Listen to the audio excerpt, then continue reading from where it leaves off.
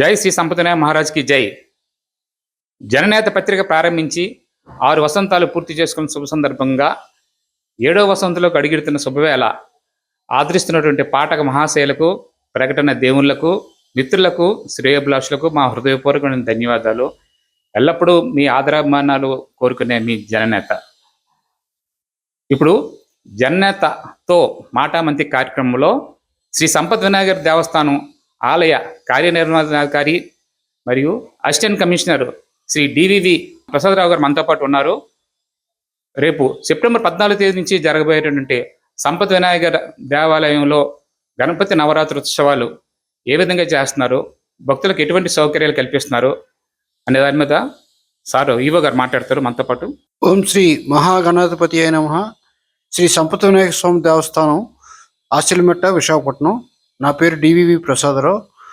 మన ఈ దేవస్థానంలో సెప్టెంబర్ 14వ తేదీ నుంచి అతివైభవంగా వినాయక చవితి నవరాత్రులు నిర్వహించడానికి అన్ని ముందస్తు ఏర్పాట్లు తీసుకోవడం జరుగుతుంది. ఈ సందర్భంగా ఈ ఉత్సవ దినాల్లో ప్రత్యేక అభిషేక సేవలో పాల్గొనే నిమిత్తం 2500 రూపాయలు టికెట్ రుసుము కింద మొన్నటి నుండి ప్రారంభించడం జరిగింది. వినాయక చవితి 14/9/2026 తేదీన వేకువజామున 4 గంటల నుండి శ్రీ స్వామివారికి సామూహిక మహాభిషేక కార్యక్రమం నిర్వహించడం జరుగుతుంది. ఈ సందర్భంగా పాల్గొనే భక్తులు ముందుగా వారి గోత్రనామాలతో నమోదు చేసుకొని 2500 రూపాయలు చెల్లించి రసీదును తీసుకోవాల్సిందిగా కోరుతున్నాం. ఆ తర్వాత 15/9/2026 నుండి 22/9/2026 వరకు నవరాత్రులు అన్ని రోజులు కూడా ఉదయాన్నే 7 గంటల నుండి బ్యాచ్ల వారీగా 15 మంది దంపతుల చొప్పున స్వామివారికి ప్రత్యేక అభిషేక కార్యక్రమాలు నిర్వహించడం జరుగుతుంది. ఈ సందర్భంగా ఆ అభిషేక సేవలో పాల్గొను దంపతులకు స్వామివారి శేషవస్త్రాల కింద పంచె, చీర, అదేవిధంగా స్వామివారి ఫోటో, ప్రసాదాలు ఇవన్నీ కూడా పూజ అనంతరం ఇవ్వడం జరుగుతుంది.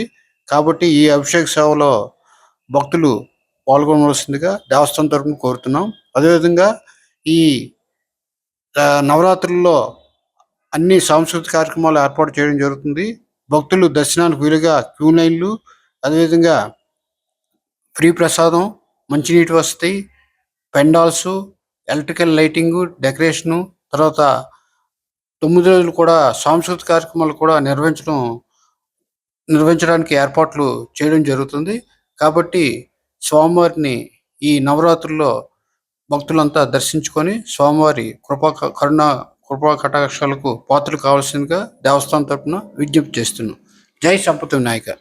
ఎంతో ప్రాచీనమైనటువంటి దేవాలయంగా ప్రసిద్ధిగాంచిన శ్రీ సంపత్ వినాయకర్ దేవాలయం విశాఖపట్నం కాక ఉత్తరాంధ్ర ప్రజలకే కాకుండా రాష్ట్ర నలుమూల నుంచి ఎంతో మంది భక్తులు వచ్చి స్వామివారిని దర్శించుకొని తీర్థప్రసాదాలు తీసుకుంటూ ఎంతో ఆనందానికి లోనవుతుంటారు. ఒక పర్యాటకంగా కాదు, స్వామివారి పూజ చేసుకున్న ప్రతి భక్తులు కూడా సంపత్ వినాయక స్వామిని దర్శించుకుంటారు.